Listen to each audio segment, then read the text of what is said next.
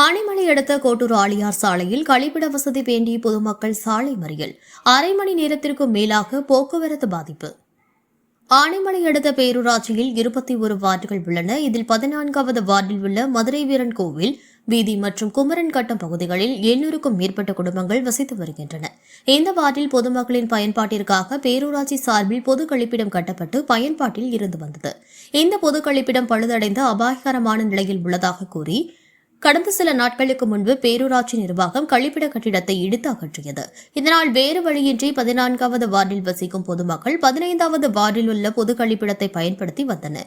அந்த கழிப்பிடமும் முறையான பராமரிப்பின்றி இருந்ததால் கழிவுநீர் தொட்டி நிறைந்த கழிவுகள் வெளியேற்றியதும் கடும் துர்நாற்றம் வீசியதால் கழிப்பிடத்தை பயன்படுத்த முடியாத நிலை ஏற்பட்டது.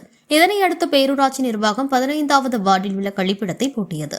சுமார் 3000 பேருக்கு மேல் வசிக்கும் 14வது வார்டில் பொது கழிப்பிட வசதி இல்லாததால் இயற்கை உபாதையை கழிக்க வழியின்றி குழந்தைகள், பெண்கள், முதியோர் உள்ளிட்டோர் அவதிப்பட்டு வந்தனர்.